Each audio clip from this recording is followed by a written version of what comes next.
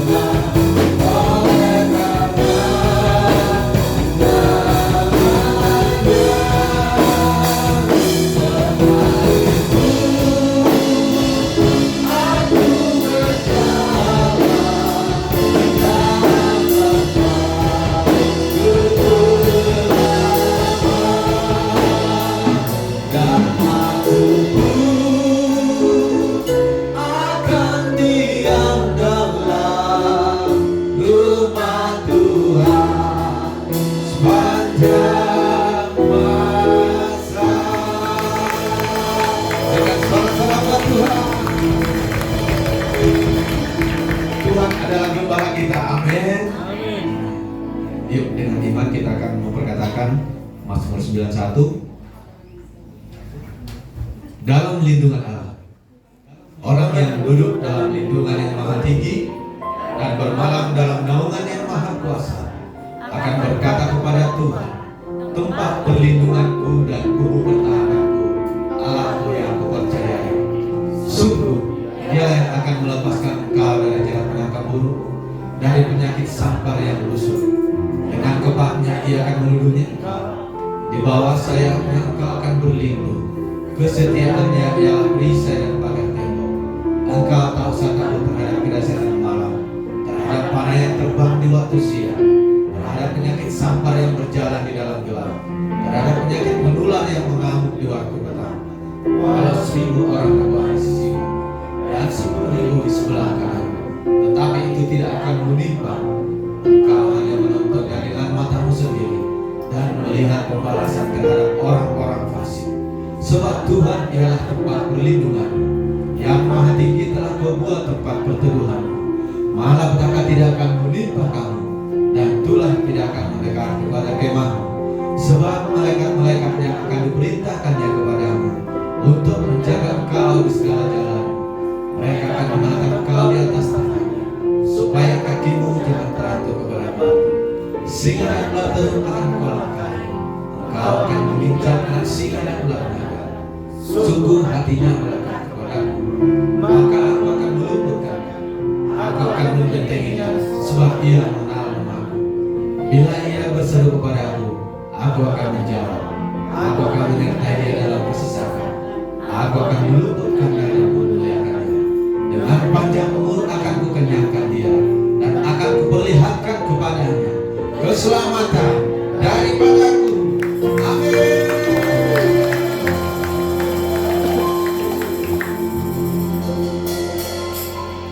Terima kasih Tuhan atas semua janji-Mu bagi setiap kami Bapa. Terima kasih atas penyertaan Tuhan. Kami sangat bersyukur Tuhan, hingga pagi hari ini, hingga detik ini, Tuhan selalu ada bagi kami. Dan kini kami datang Tuhan, kami bawa hati kami bawa hidup kami bawa setiap pergumulan kami di hadapan Bapa. Dan kami mau berserah kepada-Mu Tuhan. Dan kami mau sujud di hadapan Bapa. Kami undang Roh Kudus bertata di tempat ini. Bekerjalah ya Roh Kudus, ambil alih setiap hati kami, ambil alih hidup kami Tuhan. Biar semuanya hanya fokus untuk Tuhan. Dan kami datang menyembah-Mu ya Tuhan. Mari Bapak Saudaraku sekalian, ini saatnya kita datang menyembah Tuhan. Mari naikkan syukur-Mu di hari ini. Selama 1 minggu ini, penyertaan Tuhan sungguh dahsyat bagi kita. Kita ada pada hari ini bukan karena kekuatan, bahkan kita masih bisa sehat bernapas. Semuanya karena kemurahan Tuhan. Semuanya karena kebaikan Tuhan.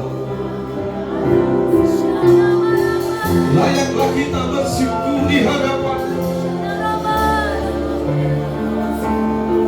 Layaklah kita datang sujud menyembah.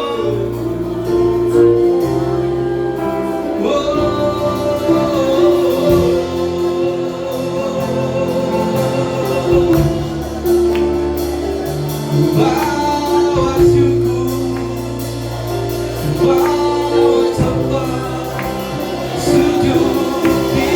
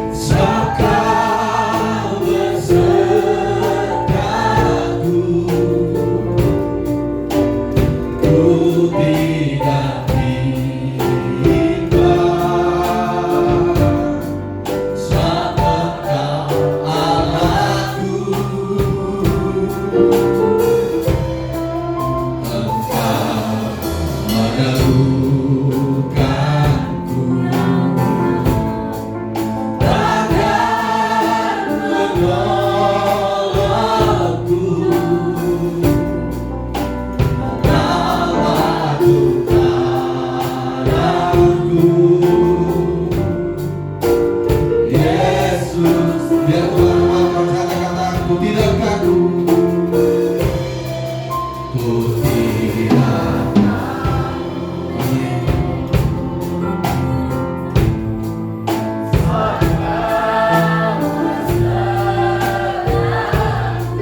itu iman kami ya Tuhan. Kami tidak takut, kami tidak bingung. Engkau beserta kami.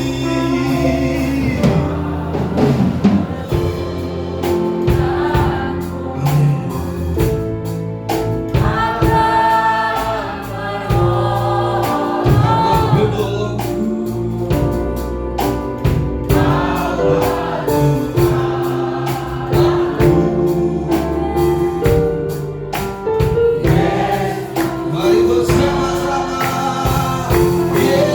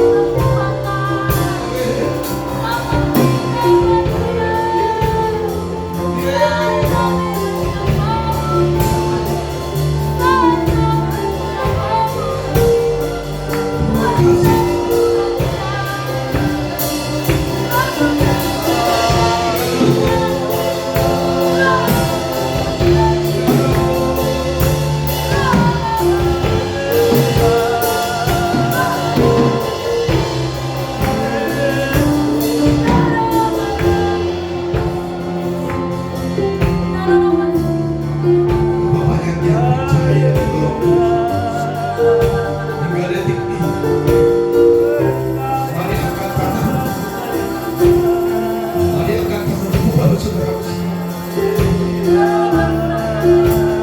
Sakit penyakit, bahkan jatuh dalam hidup, ekonomi, keluarga, apapun yang kau alami saat ini, mari percaya ada Tuhan yang selalu bersama dengan kita. Dia tidak pernah meninggalkan saudara.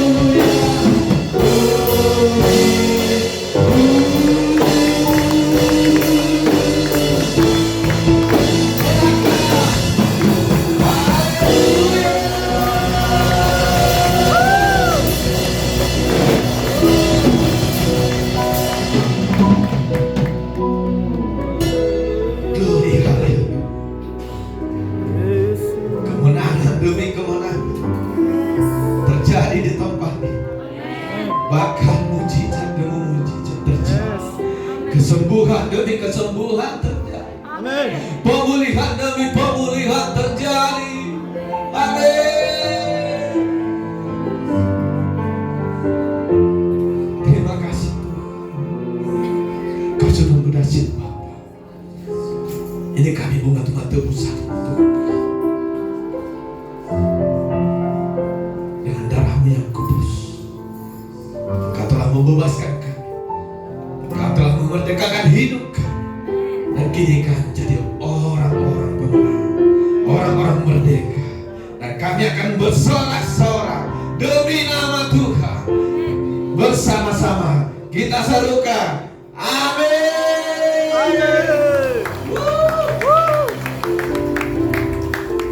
Ya, boleh dinyalakan dulu lampunya. Ya, kita akan lebih lagi bersorak-sorak buat Tuhan. Amin. Amin. Jangan ada yang malu-malu Bapak Saudaraku. Kita akan memberikan yang terbaik buat Tuhan. Siap memuji Tuhan. Amin. Amin.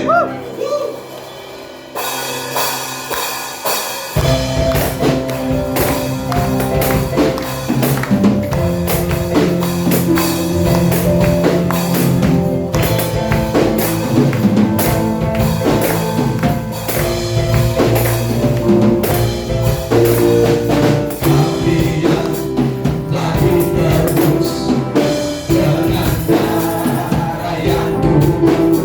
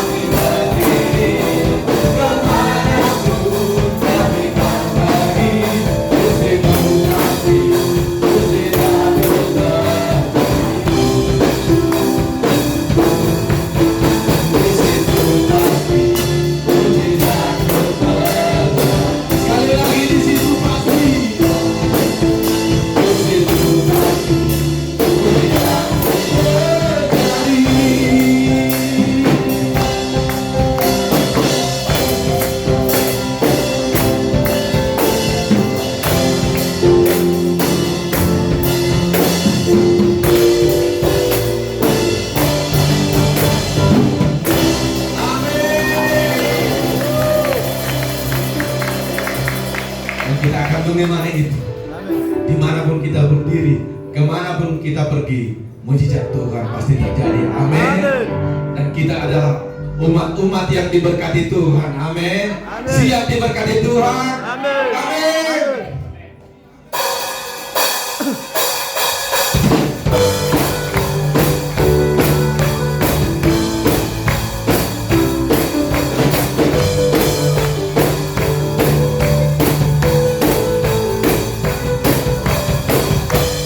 Kasih setiamu yang abadiku, hikmat kebajikan tersedia bagiku. Pembalasanku daripada segalanya, kebutuhannya sangat besar bagiku. Diberkati aku dilimpahi karena alasanku untuk menyediakan. Aku diberkati, aku dilimpahi atas semua anugerah Tuhan baikku.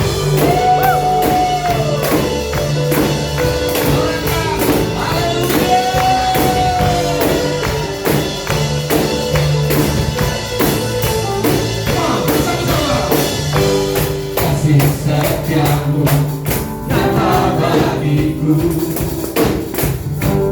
hikmat kebajikan tersedia bagiku. Pembalasanku daripada segalanya, kebutuhannya sangat besar bagiku.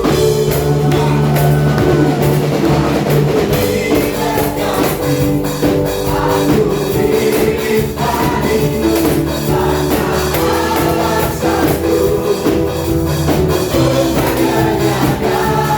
Aku diberkati, aku dilimpahi atas segala anugerah Tuhan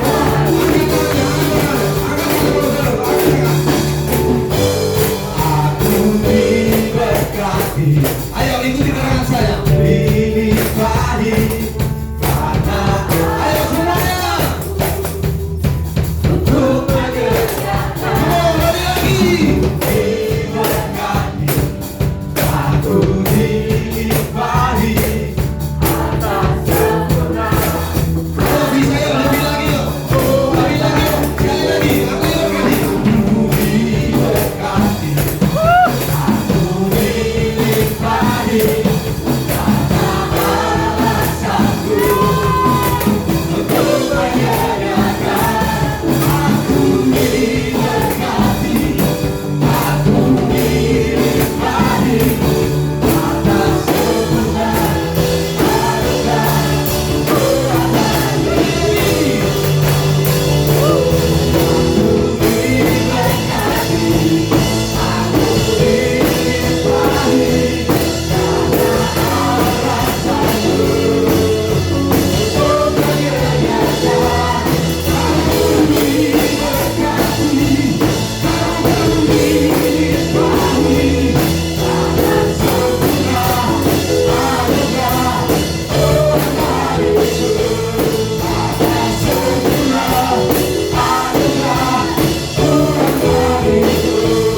atas sempurna anugerah Tuhan bagiku.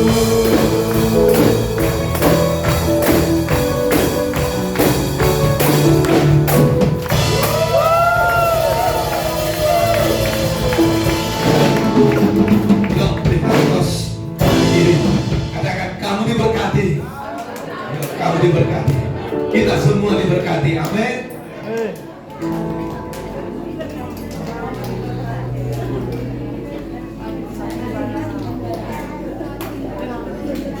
Ya, silakan duduk Bapak Saudara.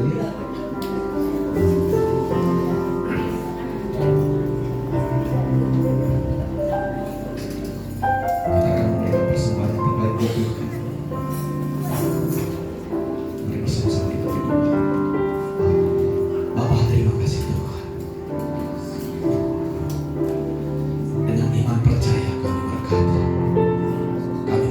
diberkati. Kami semua telah diberkati Tuhan. Dan sebagian dari berkat Tuhan kami bawa pada pagi hari ini Tuhan, sebagai korban persembahan ucapan syukur, dengan hati yang gembira, dengan hati yang ikhlas kami persembahkan di hadapan-Mu ya Tuhan. Kiranya persembahan kami ini berkenan di hadapan, menjadi dupa yang harum di hadapan Tuhan.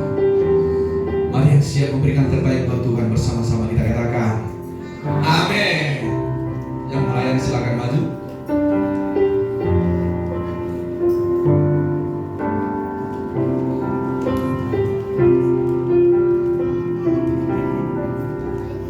Ku cinta Kau, rahmat-Mu nyata bagiku, hidupku di dalam tangan-Mu. Sejak pagi ku terbangun sampai ku terbaring, ku nyanyi kebaikan-Mu Tuhan sepanjang hidupku. Sepanjang hidupku Kau setia, sepanjang hidupku Kau sangat baik. Nafasku memuliakan-Mu, ku nyanyi kebaikan-Mu. Katakan suara, suara-Mu tuntunku lewati api, dalam Kau ada bagiku. Ku tak suntuk Kau tempatku dan sahabatku, ku saksikan kebaikan-Mu. Mari bersama-sama kita bangkit berdiri. Sepanjang hidupku, sepanjang hidupku Kau setia. Sepanjang hidupku Kau sangat baik. Nafasku memuliakan-Mu, ku nyanyi kebaikan-Mu. Sepanjang hidupku Kau setia. Sepanjang hidupku Kau sangat baik. Nafasku memuliakan-Mu, ku nyanyi kebaikan-Mu Tuhan. Kebaikan-Mu Tuhan, ku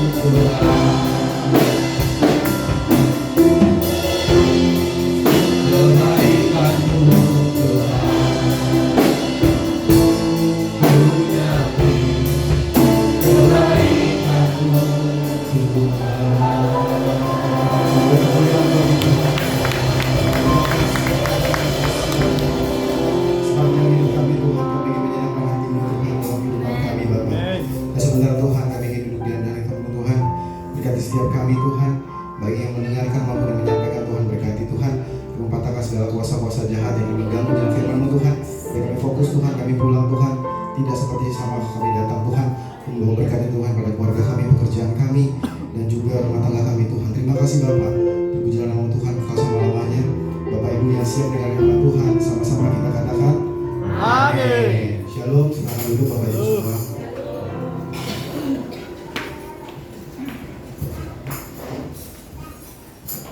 Ya, siang hari ini kita akan berbicara tentang warisan iman dari rumah. Oke, terima kasih untuk Kang Sidi. Nah, Bapak Ibu semua, perkenalkan apa nggak usah ya? Kayaknya udah sering ya di sini. Ya, jadi nama saya Krisanta. Sekarang saya berkeluarga, dikaruniai satu anak sama Tuhan. Saya Wakil Gembala di GBI Harapan, itu aja paling terkenal. Shalom Bapak Ibu. Salam. Shalom. Nah, yang paling susah ya, kan karena saya baru berkeluarga baru 2 tahun ya, 2-3 tahun inilah. Yang menurut saya ya Bapak Ibu ya, yang paling susah dalam pernikahan ya, mungkin udah ada yang menikah di atas 10 tahun atau 5 tahun, kita mungkin masing-masing punya persoalan yang berbeda gitu. Tapi setelah saya amati ya, yang menurut saya paling susah dalam pernikahan itu adalah kalau tidak semua anggota keluarganya tunduk pada Kristus ya. Kenapa saya bilang kayak gitu Bapak Ibu? Karena kalau misalnya nanti saudara nih yang belum menikah, cari pasangan yang bukan cuma Kristen tapi tunduk sama Kristus, ya kan? Kenapa? Karena kalau lagi adem ayem, ya kan? Ya nggak terasa tuh bedanya ya, sama aja gitu kayak manusia normal gitu. Tapi kalau lagi berantem, ya kan, lagi ada masalah gitu, terasa banget kalau dia nggak tunduk sama Kristus. Kenapa? Karena dia nggak bisa tunduk sama siapapun. Ya, itu yang saya pelajari. Ya meskipun saya dengan istri sudah melayani, tapi kalau cuma sekedar pelayanan tanpa penundukan terhadap Kristus, kita nggak bisa menyelesaikan satu masalah. Karena egonya lebih besar daripada hati berdua gitu Bapak Ibu. Makanya harus tunduk sama Kristus. Kenapa? Karena kalau kita nggak tunduk sama Kristus, egonya dikedepankan, ya. Sehingga ajaran-ajaran firman Tuhan yang ada di Alkitab ya dibiarkan karena dia nggak bisa tunduk gitu. Dalam artian gini, sementara kalau kita punya pasangan yang mengenal Kristus ya, ada hal yang berbeda mungkin dalam kita menyelesaikan masalah, tapi ditundukkan masing-masing ke dalam firman Tuhan. Karena laki-laki dan perempuan pasti punya cara pandang yang berbeda, logika dan perasaan gitu ya. Tapi saya kemarin lihat salah satu kata-kata di dalam media sosial ya, ini kata-katanya unik tapi mungkin relevan gitu. Kalau seorang laki-laki ditanya sama dokter ketika istrinya sakit mendonorkan ginjalnya, apa yang dilakukan laki-laki itu? Langsung spontan bilang, saya siap, ya kan? Tapi kalau perempuan ditanya, gimana ya dok? Padahal kalau kita lihat, katanya laki-laki pakai logika, perempuan pakai perasaan. Harusnya laki-laki kan pakai logika dong. Kalau saya kasih ginjal saya, nanti gimana kehidupan saya kan? Tapi itulah laki-laki.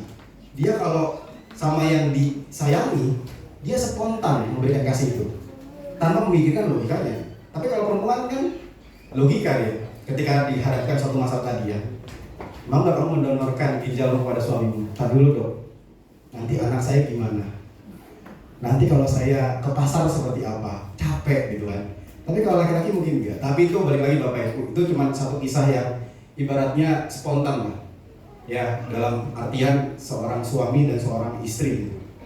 Ya, berarti nggak melulu teori itu sama dengan kenyataan, ya kan? Kalau secara teori kan harusnya laki-laki itu nggak mau, karena logika kan. Gitu. Tapi ternyata ketika dalam kehidupan sehari-hari banyak perbedaan kok, banyak teori pernikahan tentang A, tentang B, tentang C. Tapi ujungnya cuma satu kok. Kalau dua-duanya tunduk pada Kristus, semua masalah apapun selesai. Amin. Amin. Nah, kita jadi bisa menerima satu sama yang lain karena kita tunduk sama Kristus. Karena kalau di rumah itu rajanya cuma laki-laki, ya dia seperti orang yang berkuasa kan. Tapi kalau rajanya Kristus dalam rumah tangga itu nggak bisa. Semua harus tunduk di bawah kaki Tuhan. Nah, tapi bukan berarti kalau saudara misalnya sudah punya pasangan, sudah menikah ya, terus habis itu pasanganmu nggak kenal Tuhan, langsung dicerahin. Enggak ya Bapak Ibu ya. Doakan, ya kan? Doakan, bawa dalam doa. Ya kan, kalau orang tua mungkin belum mengenal Kristus, doakan supaya dia mengenal Kristus. Atau mungkin anak-anak kita didik untuk takut akan Tuhan. Amin. Amin. Nah, sekarang kita masuk ke dalam firman Tuhan. Kita buka dulu di 2 Timotius 1 ayat 5. Ini berbicara tentang iman dari seorang ibu, ya. Ibunya Timotius. Ya, 2 Timotius 1 ayat 5. Kita baca bareng-bareng sambil kalian berdiri. Karena ayat ke-1 saja, kita baca bareng-bareng. 2 Timotius 1 ayat 5, 321. Sebab aku teringat akan imanmu yang tulus ikhlas, yaitu iman yang pertama-tama hidup di dalam nenekmu Lois dan di dalam ibumu Eunike, dan yang aku yakini hidup pula di dalam dirimu. Silakan duduk Bapak Ibu. Nah, kalau kita perhatikan di 2 Timotius 1:5 itu bagaimana Rasul Paulus ini memberikan nasihat terhadap anak rohaninya, yaitu Timotius. Yang kalau kita lihat ada 2 orang yang dimention, disebut sama Rasul Paulus, yaitu adalah Eunike dan Lois neneknya. Kalau kita lihat dalam Alkitab, Eunike dan Lois itu jarang, bahkan mungkin pertama kalinya disebut di Alkitab. Ya, dia bukan seorang pengkhotbah, dia bukan seorang nabi, ya, atau mungkin dia bukan seorang yang terkenal dalam kerohanian. Tapi Rasul Paulus ini meyakini kalau iman yang tumbuh di dalam Timotius semata-mata adalah iman yang diwariskan oleh ibunya dan neneknya. Jadi iman itu dilegasikan, ya, bukan yakni harta yang pertama-tama hidup di dalam nenekmu Lois dan ibu Eunike, bukan harta, tapi iman yang diwariskan tadi. Nah, jadi kalau kita perhatikan, iman yang besar tidak dimulai dari mimbar, tidak dimulai dari panggung, tapi dari rumah yang setia menanamkan firman Tuhan kepada anaknya. Amin. Amin. Nah, hari ini misalnya kalau kita tanya ya ke anak-anak ya, kebanyakan kan dia bilang, anak siapa sih lu, ya kan? Pasti disebut bapaknya kan? Sering banget ya bapaknya. Kebanyakan, kenapa? Karena bapak itu biasanya bawa nama marga ya kan? Apalagi orang Batak kan, yang dipanggil bukan namanya, tapi marganya gitu kan. Itu lebih berat lagi, karena kalau marganya jelek ya kan, gara-gara dia ibaratnya gitu kan, gak bisa jadi kan, karena namanya dipanggil marga gitu. Nah, dalam banyak budaya, identitas anak sering dikaitkan dengan ayah, ya kan? Tapi menariknya ketika Paulus mention di dalam 2 Timotius 1:5 tadi, kalau kita lihat, dia bicara tentang iman Timotius yang tumbuh dan berakar itu dari seorang ibunya. Ya, makanya jangan anggap remeh ya, ibu-ibu di rumah ya. Karena anak itu pertama kali membaca Alkitab itu dari ibunya biasanya. Mendengarkan firman Tuhan itu dari ibunya di rumah. Ya, bukan saya menjudge ibu-ibu ya, tapi memang kebanyakan anak itu waktunya lebih banyak ke ibunya daripada bapaknya. Biasanya gitu. Cuman kalau anak yang bandel yang dicari bapaknya kan ya. Anak siapa sih ini kan ya? Selalu yang dijual bapaknya gitu daripada ibunya gitu. Nah, Paulus tidak mulai dari nama ayahnya. Paulus berkata, aku ingat iman nenekmu Lois dan ibumu Eunike.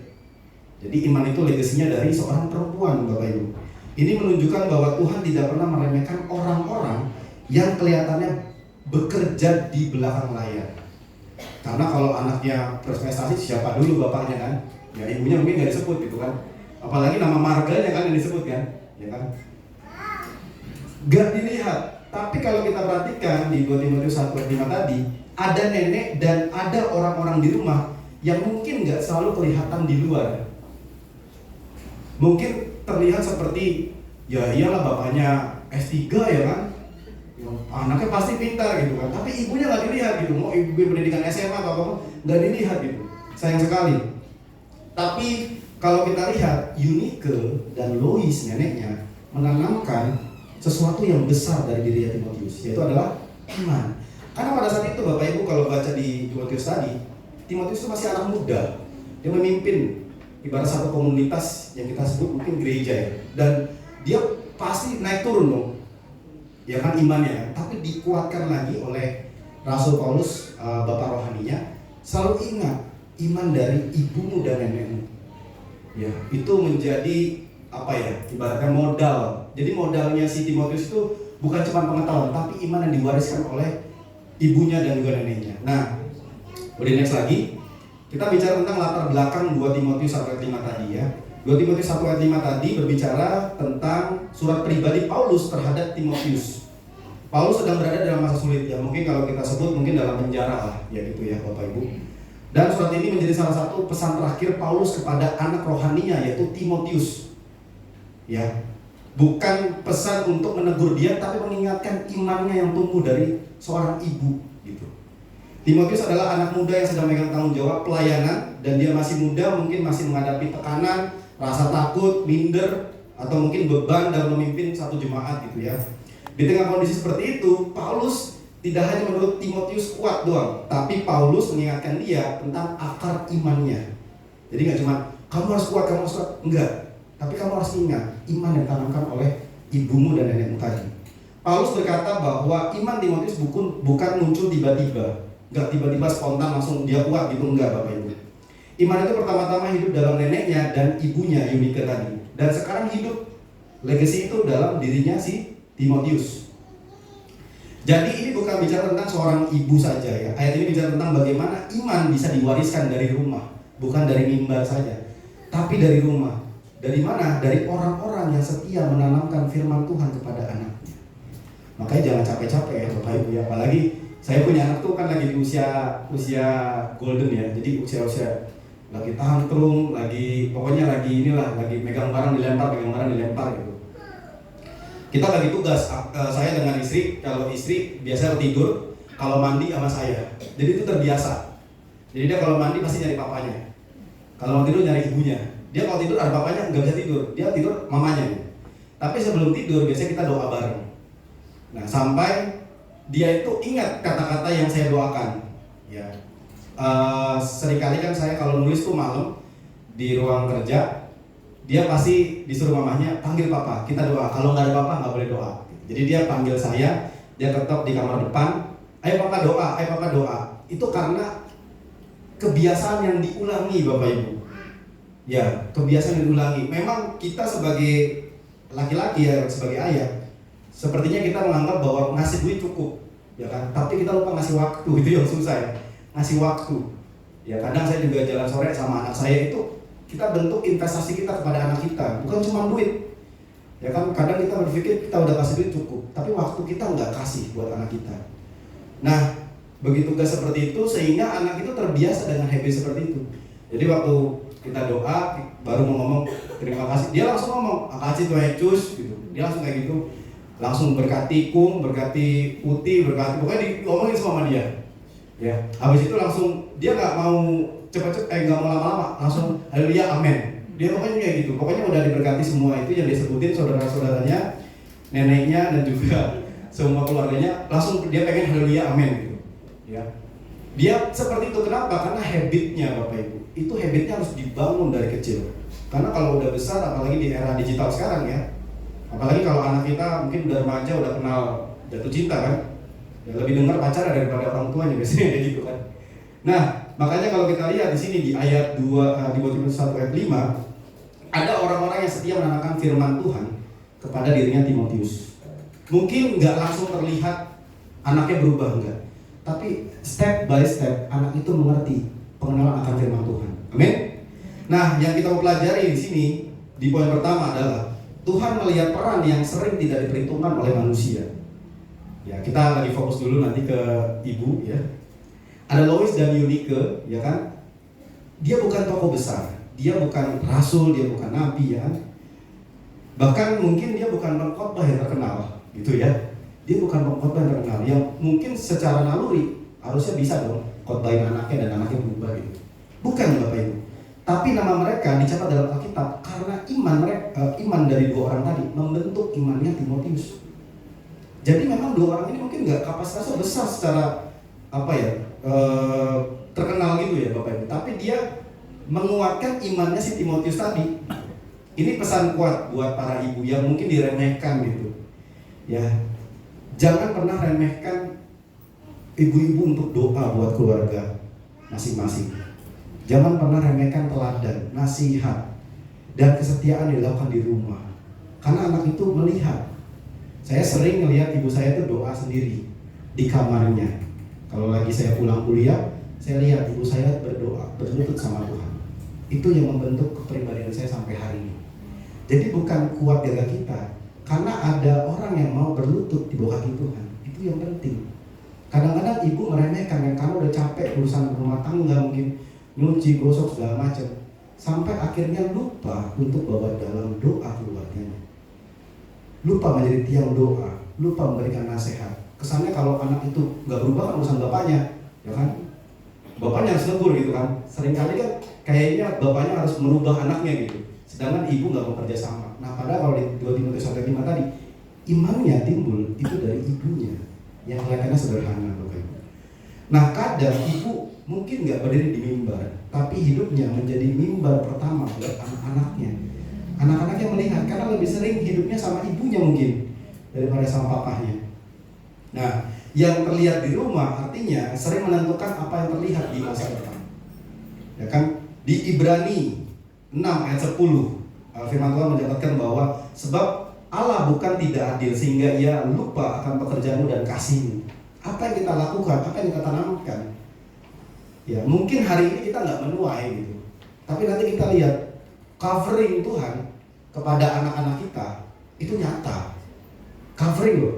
Dia meng-covering anak-anak kita karena iman yang kita taruh kepada anak-anak kita tadi. Yang kedua, iman anak sering ditangkap sebelum diajarkan. Nah, anak-anak bukan hanya mendengar apa yang orang tua katakan, tapi mereka melihat bagaimana orang tuanya hidup. Kalau di usia seperti anak saya, usia 23 tahun, dia itu lebih mudah untuk mempraktekkan apa yang saya lakukan daripada mendengarkan apa yang saya katakan. Jadi kalau saya kasih tahu dia belum tentu nih. Misalnya contoh, jangan taruh gelas ini di sini ya. Misalnya kita udah ngomong nih, kita cuma ngasih tahu jangan taruh di sini ya. Tetap dia taruh masalahnya, karena dia nggak tahu. Sebenarnya dia nggak tahu esensinya kenapa harus taruh situ. Tapi kalau kita praktekkan, setiap hari kita taruh di situ, dia ngerti kalau gelas itu taruhnya di situ. Sama seperti contoh, saya waktu mandi sama dia, pasta gigi selalu saya tutup. Selesai saya gosok gigi. Dengan sendirinya, waktu saya selesai mandi sama dia, saya ada lupa untuk pasta gigi. Dia ingetin saya, tutup. Dia ngerti kenapa? Karena dia ngelihat apa yang saya lakukan. Karena saya nggak ngasih tahu dia, ini kalau habis pakai ditutup ya. Enggak, saya lupa ngajarin dia. Dalam artian saya aja nggak ngomong ke dia bisa melihat apa yang saya lakukan. Dia meniru. Karena anak itu pandai meniru, Bapak Ibu. Apa yang orang tuanya lakukan, pandai banget. Peniru handal anak itu. Ya, apapun yang dilakukan orang tuanya dia tiru. Nah, apalagi di usia-usia 2-10 tahun biasanya itu paling gampang dia meniru apa yang orang tuanya lakukan. Makanya kasih teladan yang baik buat anak Bapak Ibu. Nah, mereka melihat bagaimana juga waktu mamanya berdoa dalam masa sulit. Mereka lihat, mereka perhatikan. Atau mungkin mereka lihat papa mamanya dalam menghadapi masalah. Seperti apa? Mungkin kalau dia nanti berkeluarga, itu keluarga yang dibangun adalah keluarga yang dia lihat selama ini di rumahnya itu. Atau mungkin mereka melihat bagaimana keluarga ini memilih tetap setia sama Tuhan ketika dalam masa sulit. Anak itu melihat, anak itu memperhatikan. Lalu juga mereka melihat apakah iman hanya dipakai di gereja atau benar-benar hidup di dalam rumah. Semisal bapak ibunya melayani di gereja, tapi waktu balik ke rumah, apakah sama waktu dia melayani di gereja? Mungkin waktu di gereja dia senyum-senyum kan? Orang gak kenal dia senyum-senyum. Tapi waktu anaknya melakukan kesalahan, ya kan? Gak keluar lagi senyumnya kan gitu kan? Jadi imannya kayaknya berbeda nih, ya. Kayak maaf kayak bunglon ya. Kadang warna merah, kadang warna hitam, kadang warna hijau gitu. Jangan sampai apa yang kita taruh, kita tanamkan di gereja, kita lakukan berbeda di rumah. Ini yang bahaya nih. Jadi anak-anak itu melihat iman papanya ketika bukan di gereja, tapi waktu dia di rumah. Karena gereja itu cuma 1 hari Bapak Ibu. Sisanya 6 hari di rumah. 6 hari sama 1 hari. Lebih kuat mana mempengaruhinya? 6 hari dong. Karena kan 6 hari itu lebih sering. Kalau kita lakukan sering itu jadi habit. Tapi kalau cuma seminggu sekali, ya orang kalau saya diet seminggu sekali, ya gak berubah juga pasti badannya kan. Tapi kalau dia atur polanya, bisa berubah. Nah, di Timotius ini, Timotius melihat iman yang tulus dari keluarganya. Sebab Paulus berkata tadi bahwa iman yang hidup bukan iman yang mati. Iman yang hidup. Jadi dia menghidupi iman itu. Dalam siapa? Lois dan Eunike. Jadi Lois dan Eunike ini bukan iman yang mati. Iman yang mati itu gini. Ya, apalagi mati suri kan. Kadang hidup, kadang mati lagi kan ya. Ketika datang berkat, wah hidup kan. Wah Tuhan memberkati. Giliran masa sulit, mati lagi imannya. Jadi bukan iman yang hidup mati, on off gitu ya. Tapi iman yang hidup. Dalam keadaan apapun, Lois dan Eunike menjadi role model yang bagus buat Timotius. Jadi Timotius itu nggak berubah bukan karena pendeta besar, enggak. Dari rumahnya dia berubah. Bukan harus ketemu YouTube yang bagus, kata-kata yang bagus, kata-kata yang tidak bagus dia berubah. Enggak. Dari teladan dari ibunya dan neneknya tadi, dia berubah karena itu. Bukan karena pengkhotbahnya yang hebat, mengurapi dia terus dia tiba-tiba jatuh, terus habis itu dia tiba-tiba jadi manusia baru. Enggak. Keseharian dari iman dari ibunya mempengaruhi bagaimana Timotius bertumbuh. Nah makanya itu Bapak Ibu, anak mungkin lupa saat kita nasihati, tapi dia sulit lupa saat teladan yang dia lihat setiap hari di dalam rumahnya. Itu yang paling sulit dia lupa. Dia paling ingat, dia paling tahu. Ya, kayak saya tadi, misalnya saya ingat mama saya ketika dalam masa sulit, dia berlutut untuk berdoa. Itu yang saya ingat. Saya nggak ingat kata-kata dia. Saya cuma ingat bagaimana dia memperagakan itu. Di Ulangan 6 ayat 6 sampai 7. Apa yang kuperintahkan kepadamu hari ini haruslah engkau perhatikan. Haruslah engkau mengajarnya berulang-ulang. Kata lewat berulang-ulang. Jadi bukan cuma sekali, udah dikasih tahu sekali 2 kali. Nah Allah kita bilang apa? Berulang-ulang, ya kan? Kita seringkali udah ngasih anak kita, udah kasih tahu 1 kali ya, udah kasih tahu 2 kali ya, udah kasih tahu 3 kali ya. Kita hanya nyerah, padahal kita bilang apa? Berulang-ulang masalahnya. Ulang-ulang kepada anak-anakmu. Berarti nggak bisa sekali 2 kali Bapak Ibu. Terus menerus kita kasih tahu. Saya pun juga kadang-kadang sebagai orang tua ya, punya anak yang masih 2 tahun tuh, udah dikasih tahu, habis berantakin, ya pernah sekali kayak tadi malam tuh, baru tadi malam, dia masuk ke lempar-lempar, sekalinya dia lempar kena saklar, saklarnya lampunya mati, ya kan? Saklar dia lempar, saklarnya mati kan? Wah mati lampu, bukan mati lampu sih, jadi kayak lampunya mati lah ibaratnya gitu, lampunya mati, dia minta dinyalain, saya bilang enggak, kamu berbuat, kamu bertanggung jawab, Salomo yang lempar, bukan papa, bukan mama. Berarti kalau tidur dalam keadaan mati, Salomo yang buat. Kalau mau Salomo turun nyalain sendiri. Dia diam, akhirnya dia karena mungkin bapaknya begitu, akhirnya dia tidur juga. Jadi kita pertama kali yang tadi malam itu tidur dalam keadaan mati. Saya bilang kamu yang berbuat, kamu bertanggung jawab. Karena kamu yang lempar sendiri. Papa nggak lempar, papa nggak mati lampunya. Kamu yang lempar, kamu yang mati lampunya. Dia merenung aja. Ya kan mungkin dia juga udah capek juga kan udah jam 11 malam. Akhirnya tidur juga gitu. Itu diajarkan Bapak Ibu berulang-ulang. Jadi nggak cuma sekali 2 kali. Yang ketiga, warisan terbesar bukan harta tapi iman. Orang tua pasti ingin meninggalkan sesuatu yang bagus buat anaknya, ya kan? Yang terbaik. Ada yang mungkin bekerja keras supaya anaknya bisa sekolah, punya masa depan dan punya kehidupan yang lebih baik. Tapi warisan iman lebih penting daripada semuanya itu. Lihat orang yang korupsi, pinter nggak? Pinter Bapak Ibu. Kurang pinter apa? Ya kan? Ya tapi mohon maaf, dia bisa keluar jalur gitu. Uang bisa habis, posisi bisa berubah, pendidikan penting, tapi nggak cukup. Apalagi seorang bapak kan, udahlah kasih sekolah favorit selesai, berubah, nggak juga. Kemarin saya ngobrol dengan Kabit. Kabit itu dia sekolahin anaknya di salah satu sekolah Kristen di Bekasi, bagus, favorit lah SMA-nya. Wah itu 80% temennya dia nge-vape sama ngerokok. Ngaruh nggak Bapak? Nggak ngaruh. Apa namanya? Sekolah bagus itu. Di rumah harus didasarin, dasar yang kuat.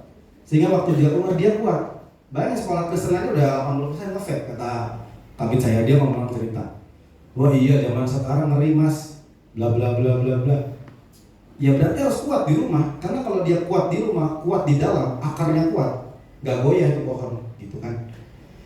Nah, Louis dan Eunike mungkin tidak meninggalkan nama besar, tapi mereka meninggalkan iman yang membentuk dirinya Timotius. Iman itu kan nggak kelihatan Bapak Ibu, tapi timbul ketika datang masalah, ketika datang masa sulit. Itu iman timbul. Tapi waktu kita lagi keadaan happy ya, mungkin kita kadang-kadang melupakan itu gitu. Ya. Warisan terbaik seorang ibu bukan hanya apa yang ia berikan kepada anaknya, apalagi seorang ibu kan bapaknya yang ngasih udah nih, udah dikasih nih, jajan. Seringkali kita kan memberikan hanya sebatas itu, karena kita royal aja sama anak kita. Tapi kita lupa mewariskan imannya, bukan cuma uangnya aja. Ya, karena yang paling banyak ngasih ke anak itu biasanya ibunya, lebih gampang cair lah. Kalau bapak kan banyak ya, entah apa surat apa ya harus keluarin dulu ya segala macam. Tapi kalau ibu kan dah, berarti jajan tarik gitu kan. Beda banget gitu. Karena dulu saya punya ibu seperti itu. Papa saya itu kan guru matematika ya. Jadi keluar uang tuh susahnya minta ampun. Ya, pikir. Pak Ibu udah kamu kan saya pernah tuh di sekolah di SMA dikasih jajan tuh sama Bapak saya udah goceng gitu. Gak boleh lebih. Tapi mama saya tuh kepikiran, goceng dapat apa, makan apa segala macam ya. Jadi kalau ibu kan gitu ya. Udah ditambahin ya gitu. Jadi membuat saya mungkin jajannya lebih banyak gitu kan. Nah, di ayat pendukung di Amsal 22 ayat 6, didiklah orang muda menurut jalan yang patut baginya, maka pada masa tuanya pun ia tidak akan menyimpang pada jalan itu. Saya punya satu cerita Bapak Ibu.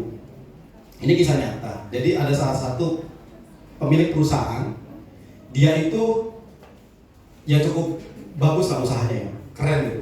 Dia punya satu anak, anaknya ini dari kecil dimanjain sehingga dia nggak bisa kerja. Tapi waktu pas besar, dia dinikahkan sama orang tuanya, dibayarin segala macam. Dia disuruh megang perusahaannya dia. Dan tahu Bapak Ibu kerjanya ngapain? Main game online doang. Jadi nggak kerja itu anak. Sampai suatu ketika, ini kisah nyata karena saya dengar di podcast. Dan yang ngomong ini adalah sekretaris dari si orang ini, si bapak yang nggak bisa kerja ini. Ya. Karena dia udah kenal keluarganya lama. Setelah itu, istrinya baru sadar. Selama ini kok suamiku kayaknya kerja nggak pernah ada tugas ya.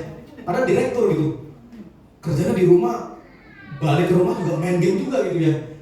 Dia awalnya nggak curiga, tapi lama-lama curiga juga. Pernah satu kali dia tergokin waktu di kantornya. Dia bukan lagi meeting, bukan lagi main game, di kantornya juga main game. Sampai satu ketika, ini barulah terjadi. Perusahaannya collapse, perusahaannya jatuh, tumbang. Dan anaknya ini kan biasa digaji sama perusahaannya. Artinya kan sebenarnya kan uang jajan mamanya itu, karena perusahaan mamanya kan, perusahaan orang tuanya dikasih. Sehingga apa Bapak Ibu? Perusahaan kolaps. Dan di akhir tua ibu tersebut, ibunya si orang direktur tadi, dia seperti punya 2 cucu. Kenapa? Karena dia punya anak seperti kayak cucunya, dan dia punya cucu ya pas seperti cucunya juga gitu. Jadi di akhir masa hidupnya dia bukan menikmati, tapi seperti punya 2 anak kecil lagi gitu. Kenapa? Karena dari waktu kecil dia punya anak ini, dia nggak membesarkan dengan tahu kehidupan, dimanjakan terus. Ya, sehingga waktu dia nggak, udah kamu nggak usah kerja, kamu udah jadi direktur aja sini. Tapi kerjanya mah main game juga. Perusahaan kolaps, udah akhirnya dia nggak punya lagi pegangan. Kenapa? Karena di akhir tuanya dia punya 2 cucu dalam kehidupannya. Jadi jangan sampai Bapak Ibu menyesal ketika anak sudah mulai bekerja tapi nggak tahu kehidupan. Bapak Ibu dari kecil mungkin ini juga bahaya kalau kita cuman kasih fasilitas yang bagus tanpa kita menerapkan ilmu tadi, ilmu kehidupan ya. Karena ilmu kehidupan itu kan nggak diajarin di sekolah kan. Ya bagaimana kita sabar, bagaimana kita jangan sampai ada pikiran nyolong gitu kan. Ya dalam kehidupan itu harus apa adanya, real. Yang penting kamu itu hasil sendiri. Saya tuh punya papa yang guru matematika. Dia itu tahu nilai saya itu 67 gitu kan. Satu ketika nilai saya 8, dia nggak percaya. Kamu nyontek ya, digituin. Kenapa? Karena nggak pernah 8. Kenapa? Papa saya itu lebih takut. Saya nilai bagus tapi nyontek. Itu paling papa saya takut. Paling dia takutin. Jangan sampai kamu nyontek. Nilai nggak apa kecil, tapi jangan kecil terus. Maksudnya bangun. Nah itu kan papa bilang naik terus. Ya ini makin naik gitu. Tapi sekalinya naik, dia curiga. Kamu ngapain? Kok bisa bagus nilainya? Karena dia sangat-sangat perhatikan jangan sampai anaknya nyontek. Kamu nggak apa-apa nggak ranking 1. Saya dari kecil tuh nggak pernah ranking 1 nih. Bahkan 10 besar saya nggak pernah. Tapi bapak saya pastikan saya nggak pernah nyontek. Itu paling utama. Karena nilai itu nggak diajarkan di sekolah, diajarkan di rumah. Jangan sampai kamu nyolong, jangan sampai kamu nyontek. Itu aja. Jadi pesan bapak saya. Yang poin keempat, ini bukan hanya untuk ibu, tapi untuk seluruh keluarga. Ya, untuk ibu firman Tuhan ini menjadi penguat. Apa yang ibu tanam selama ini ke anak-anak ibu-ibu di sini itu tidak sia-sia. Doa, air mata, kesabaran, kesetiaan ibu-ibu semua di sini dilihat oleh Tuhan.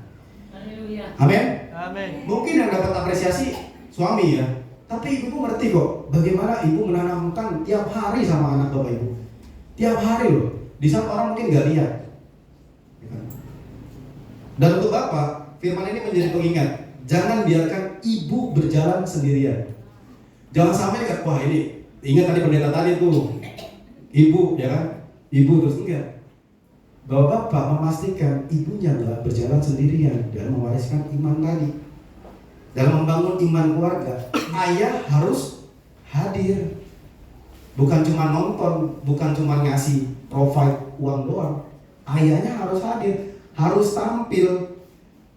Tampil mendoakan, mendampingi, dan terakhir adalah menjadi teladan. Menjadi teladan. Dan untuk anak-anak ya, ini peran keluarga ya. Jadi nggak cuma bapak, ibu, anak juga. Untuk anak-anak dan orang muda, firman ini diajarkan, hargai iman yang ditanamkan di rumah. Jangan anggap biasa doa orang tuamu. Jangan tunggu kehilangan baru sadar, baru nangis-nangis. Dan doa yang selama ini menjaga hidup kamu. Saya pernah konseling dengan salah satu anak muda. Dia kesel banget sama bapaknya. Bahkan pernah sekalinya tuh dia diusir sama bapaknya, dilempar batu gara-gara main game online. Dulu masih warnet ya, sekarang udah ada ini ya. Dulu zamannya masih komputer, harus ke warnet kan. Dia nggak pulang-pulang. Sekali pulang dilempar batu sama bapaknya. Pergi. Nah waktu itu dia cerita, aku mau ngirim ke rumah kakak, boleh nggak? Nggak boleh. Minta maaf balik. Ngapain kamu cari pelarian? Tapi di situ saya kasih tahu pelan-pelan. Setelah itu dia mau menerima. Oke kak, aku balik. Tapi nanti kalau lempar batu lagi gimana? Ya jangan lempar batu lagi, kamu minta maaf, memang kamu yang salah. Kamu laki-laki harus berani, kamu tuh udah bukan anak kecil lagi, kamu udah remaja dewasa.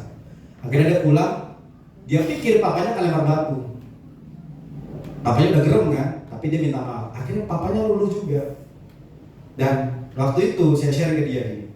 Saya pernah ada satu kondisi di mana saya itu bersyukur diomelin papa saya. Saya itu bersyukur dipukul papa saya.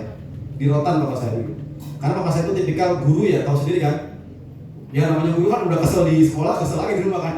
Kalau anak kayak gitu ya. Jadi dia kadang suka rotan saya gitu.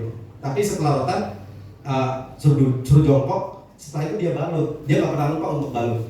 Jadi setiap dia hukum, dia peluk. Maafin papa ya. Dalam hati saya, ngapain gue berani sih kalau ujung-ujungnya begini kan gitu ya. Kesel juga kan. Tapi itu penting bapak ibu, karena kalau nggak beres takutnya. Bapak ibu cuma marahin doang, tapi kagak di rangkul kan, ini bahaya. Anak itu kan bisa berpikir yang lain-lain kan. Ini yang bahaya. Nah satu ketika papa saya itu kan waktu almarhum sebelumnya kan dia punya penyakit ginjal ya. Dia nggak mau cuci darah. Jadi sampai akhir hidupnya dia nggak mau cuci darah. Ada satu momen di mana di rumah sakit waktu itu dia benar-benar sakit banget. Dia tuh orang nggak pernah bilang sakit. Maksudnya dia tuh jarang yang bilang aduh sakit banget nggak. Paling cuma nggak enak makan deh. Ke rumah sakit segala macam. Tapi waktu di rumah sakit itu saya sama ibu saya itu ngurusin administrasi. Kakak saya di samping papa saya. Kakak saya itu dicubit karena saking sakitnya. Kakak saya manggil saya, "Sar, lu sini, ini udah gak kuat dicubitin bapak nih." Ya udah akhirnya saya ke situ, kakak saya ngurusin administrasi dengan ibu saya. Papa saya cubit saya di sini nih, di bagian perut. Itu sampai saya hitam bapak ibu. Tapi waktu itu saya mati rasa. Kenapa? Saya lebih sakit dari papa saya nyubit dalam keadaan sakit, lebih baik dalam keadaan sehat. Kalau keadaan sehat, saya memastikan orang tua saya sehat-sehat aja. Tapi waktu dia cubit saya, meskipun ini merah ya, meskipun ini sampai hitam gitu, perut saya gitu, karena ditekan, karena saking sakitnya. Saya nggak tahu ya namanya orang kena ginjal kan. Sakit ini, dia puter ini saya, karena dia sakit banget, benar-benar sakit banget. Setelah itu dia tidur sih. Cuma waktu itu saya mati rasa, kenapa? Karena saya lebih baik dipukul bapak saya dalam keadaan sehat daripada keadaan sakit. Jadi sakitnya double bapak ibu, udah sakit di sini juga. Ya kan? Karena apa? Ngelihat papa saya ngerem sakit. Karena selama ini kan cowok itu kan jarang ngomong sakit. Tapi sekali sakit beneran loh. Saya yakin itu sakit banget. Karena itu seminggu sebelum dia dipanggil Tuhan. Tapi setelah itu dia keadaannya baik-baik banget gitu. Tapi waktu pas dia lagi keadaan baik banget, Tuhan panggil. Jadi saya lega. Karena saya ingat seminggu sebelumnya dia cubit sakit banget. Nah itu saya kasih tahu anak muda. Kamu lebih baik mana? Diomelin papamu waktu keadaan sehat, apa keadaan sakit? Karena kalau anak sakit 2 kali sakitnya. Sakit di sini sama sakit di badan. Sakit badan tuh nggak seberapa daripada kamu lihat papamu ngerem sakit. Ya, Anda men? Ini buat anak-anak juga, jadi jangan cuma buat orang tua juga, Bapak Ibu. Nah yang terakhir ya, poin kelima. Makanya di Efesus 6 ayat 2, hormatilah ayah dan ibumu, ya kan? Di poin kelima yang terakhir, iman yang diwariskan harus dikobarkan, bukan hanya disimpan. Tadi setelah Paulus mengingatkan kepada si Timotius iman tentang Lois dan Eunike, Paulus lanjut berkata bahwa karena itu kuperingatkan engkau untuk mengobarkan karunia Allah yang ada padamu. Artinya warisan iman bukan hanya dikenang, tapi harus dilanjutkan. Karena hal-hal baik jangan dikenang doang, tapi kita lanjutkan. Timotius tidak cukup berkata saya punya iman dari nenek dan ibu saya yang beriman, ya kan? Dia harus juga menghidupi iman itu sendiri. Jadi jangan cuma bangga nih, wah ibu saya pelayanan pendoa gitu kan. Tapi dirinya lupa mengorbankan iman yang ada dalam dirinya dari orang tua yang tadi. Dia harus mengorbankan itu di dalam dirinya sendiri. Dia harus menghidupi. Nah, ini buat anak-anak muda, menghidupi. Bukan cuma bangga punya papa yang pelayanan, bukan cuma bangga punya ibu yang pelayanan. Kamu harus melanjutkan itu, bukan menstop iman yang ada dalam orang tuamu. Nah, ini pesan buat anak-anak muda juga. Jangan hanya bangga punya orang tua yang pelayanan, ya kan, dari pagi sampai malam pelayanan, tapi kamu juga harus menghidupi firman dan iman yang ditanamkan oleh orang tuamu. Punya mama yang rajin doa, punya keluarga Kristen, itu nggak cukup. Harus dilanjutkan. Iman itu harus menjadi milik pribadi, bukan cuma dibagi-bagi, milik pribadi antara kamu dan Tuhan. Jangan hanya wariskan kebiasaan ibadah, tapi warisi hati yang memang sungguh-sungguh mengasihi Tuhan. Jadi bukan cuma karena bangga papaku mamaku pelayanan, jadi aku bisa hidup seenak-enaknya. Tenang aja, ada doa orang tua, nggak bisa. Iman itu milik masing-masing ketika kamu sudah besar. Iman orang tua bisa menuntut kita, tapi setiap orang harus belajar berdiri sendiri di hadapan Tuhan. Bukan lagi, ya kamu kalau ke surga kan nggak mungkin nebeng mama ibu nebeng mama sama papamu kan, enggak. Kamu sendiri dengan Tuhan. Ilustrasinya misal terakhir ya, iman di rumah itu seperti akar. Orang sering lihat kagum, batangnya keren, ya kan, daunnya kuat, ya kan, daunnya lebat, buahnya banyak. Tapi semua itu tidak mungkin kalau tidak ada akarnya yang kuat. Nah, akar yang tidak kelihatan tadi, tapi akar itu menentukan apakah pohon itu kuat apa enggak. Begitu juga dengan peran ibu, peran bapak di keluarga untuk anak-anaknya. Mungkin tidak selalu terlihat, mungkin tidak selalu dipuji sama orang banyak, tapi doa, teladan, kesetiaan di rumah menjadi akar yang membuat anak-anak itu kuat di masa depan. Amin. Kita satu dalam doa. Bapak, kami mengucap syukur Tuhan, pada siang hari ini kami belajar Tuhan dari iman seorang Timotius Tuhan yang ditanamkan oleh orang tuanya Tuhan. Kami percaya Tuhan kalau mimbar pertama anak kami Tuhan bukan di gereja tapi di keluarga Tuhan. Ampuni Tuhan setiap kami Tuhan kalau kami sering Tuhan berhitung-hitung pada anak-anak kami Tuhan untuk tidak mewariskan sesuatu Tuhan yang paling penting dalam hidupnya, yaitu adalah iman Tuhan. Ampuni kami Tuhan kalau dunia mungkin mengenal seseorang dari nama besar dan belakangnya, tapi Tuhan sering membentuk seseorang lewat iman dan teladan di dalam rumahnya. Kami mau Tuhan, kami gak cuma mewarisi harta kepada anak-anak kami juga mau Tuhan mewarisi iman yang kuat dalam anak-anak kami Tuhan. Pakai setiap kami Tuhan, orang tua di tempat ini Tuhan, kuatkan setiap kami Tuhan, dan ingatkan kami Tuhan ketika kami berjalan bersama dengan anak-anak kami Tuhan, untuk kami terus bahwa iman itu Tuhan gak cuma di kami sendiri Tuhan, tapi kami mau wariskan, kami mau legasikan kepada anak-anak kami Tuhan. Terima kasih Bapak, biar firman sederhana ini Tuhan menjadi berkat bagi setiap kami. Ada banyak keluarga yang dipulihkan, ada banyak keluarga yang bertumbuh, dan juga ada banyak keluarga yang mengasihi Tuhan dengan sungguh-sungguh. Terima kasih Bapak, biar firman-Mu bekerja atas setiap kami dalam mengerti bicara Tuhan, tapi Tuhan tidak pernah berbicara kepada setiap kami Tuhan. Dan doa yang sederhana ini Tuhan, gak cuma Tuhan dengarkan, tapi Tuhan kabulkan dalam kehidupan kami. Terima kasih Bapak, kami berdoa ucap syukur, haleluya, amin. Tuhan berkati Bapak Ibu. Shalom. Shalom.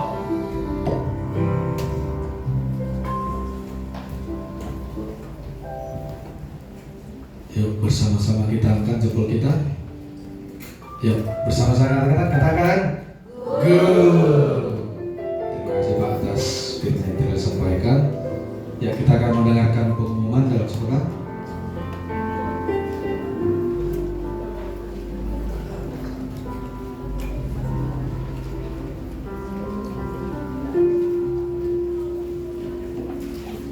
Kami mengucapkan terima kasih kepada PDB Krisanta Sumardi Putra. Semakin diberkati pelayannya, semakin luar biasa diberkati seluruh keluarga.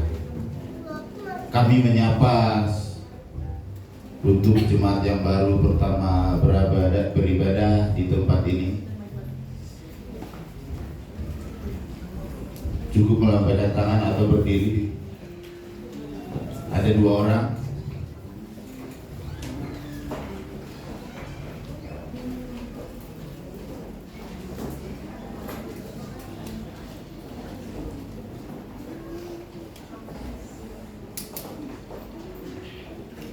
Selamat datang Pak, selamat datang Bu di Gereja Betani Nusantara di tempat ini.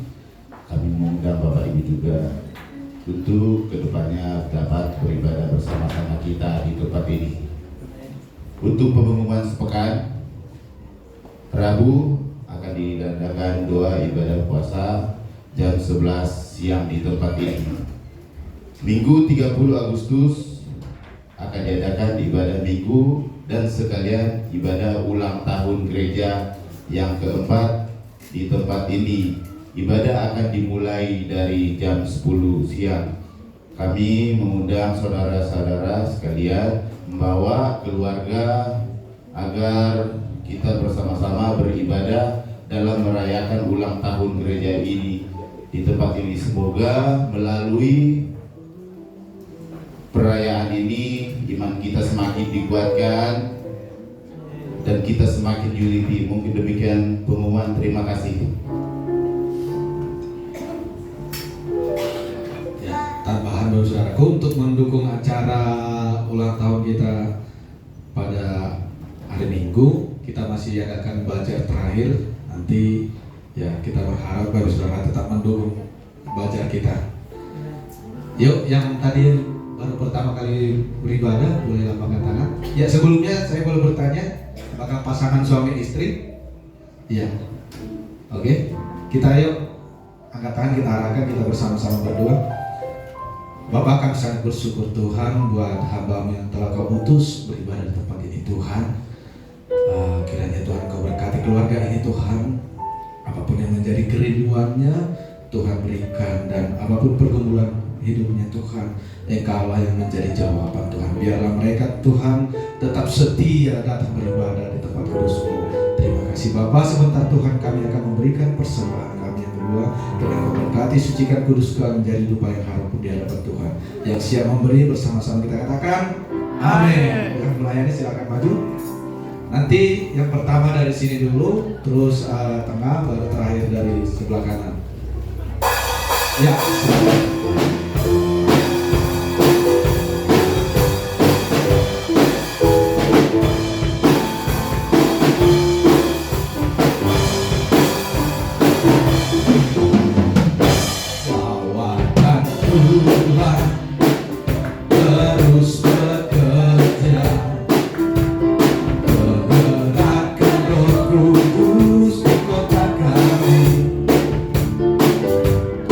Api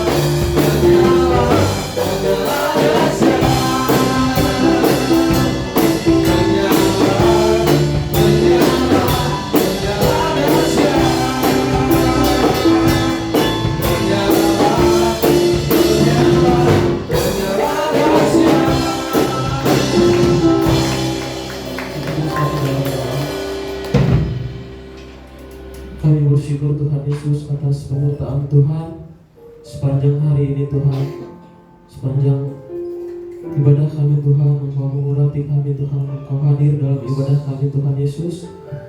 Terima kasih Bapa yang baik, terima kasih Tuhan Yesus. Kami juga bersyukur Tuhan atas kebenaran firman-Mu yang telah kami dengarkan pada siang hari ini Tuhan. Engkau mengajarkan kami untuk tetap memiliki iman yang setia kepada-Mu Tuhan. Sekalipun kami dalam kondisi apapun Tuhan, kami memiliki iman yang kuat Tuhan akan Engkau Tuhan Yesus. Terima kasih Bapa yang baik. Kami berdoa untuk hamba-Mu yang telah menyampaikan firman-Mu pada siang hari ini, Bapak Pendeta Krisanta Sumardi Putra Tuhan Yesus.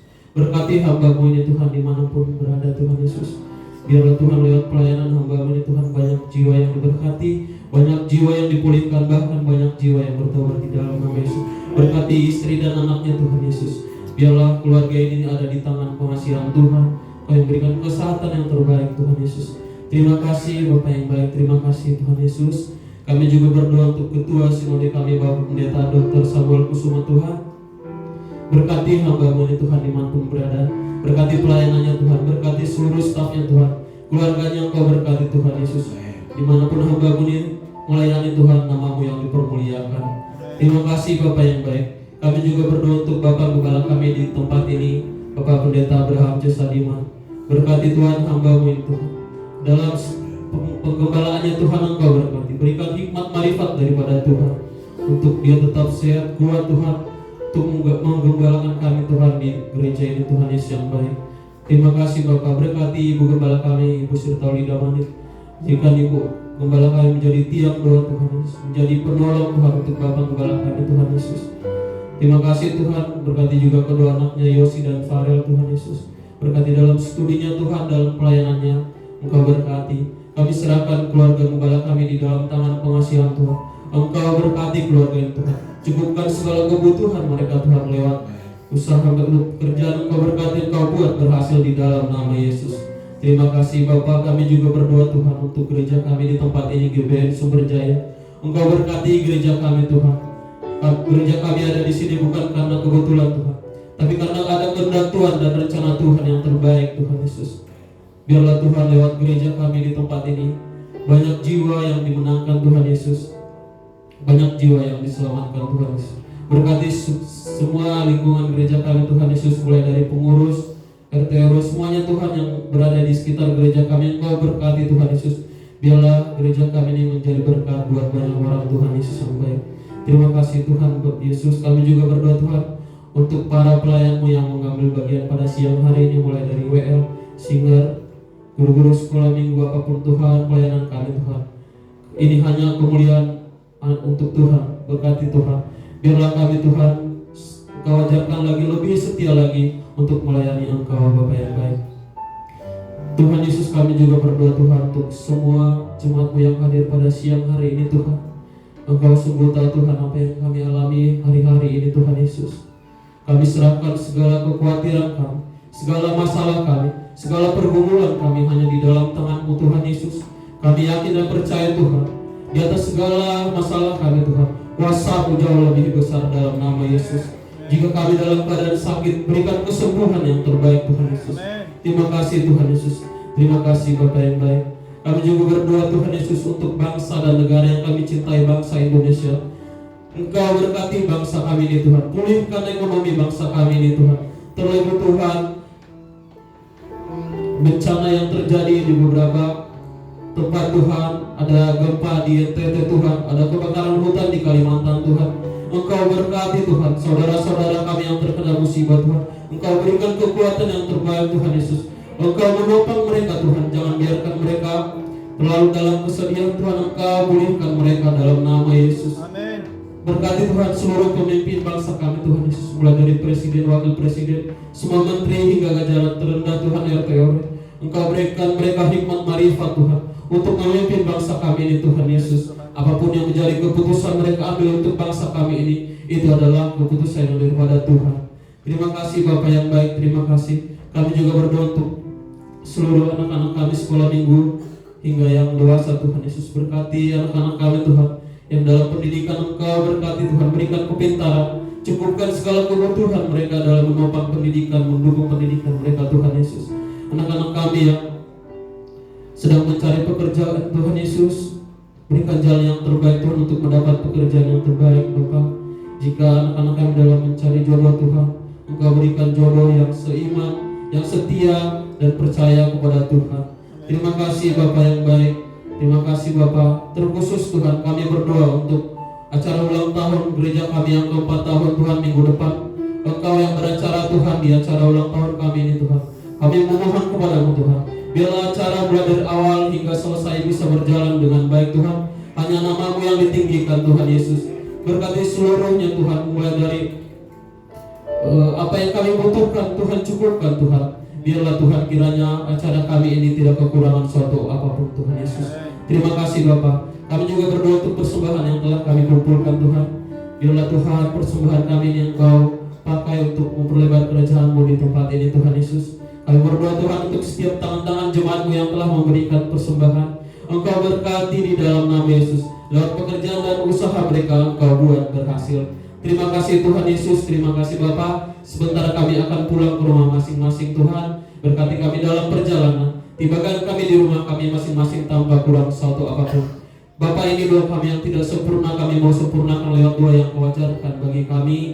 Bapa kami yang di surga, dikuduskanlah nama-Mu, datanglah kerajaan-Mu, jadilah kehendak-Mu di bumi seperti di surga. Berikanlah kami pada hari ini makanan kami yang sesungguhnya, dan ampunilah kami akan kesalahan kami, seperti kami juga mengampuni orang yang bersalah pada kami. Dan janganlah membawa kami ke dalam pencobaan, tetapi lepaskanlah kami daripada yang jahat, karena Engkau yang punya kerajaan dan kuasa dan kemuliaan sampai selama-lamanya. Angkatlah tangan bagi Tuhan. Apa yang kita dengar hari ini lakukanlah dengan setia. Maka kiranya Tuhan memberkati engkau dengan berlimpah-limpah di dalam nama Tuhan Yesus. Roh Kudus akan menyertai, memberikan engkau sukacita dan damai sejahtera mulai hari ini sampai Maranatha Tuhan datang dua kali menjemput kita semuanya di awanan permai dan kasih-Nya kekal untuk selama-lamanya. Mari berkati Tuhan, sama-sama katakan Amin. selamat hari Minggu, selamat pulang, Tuhan Yesus memberkati.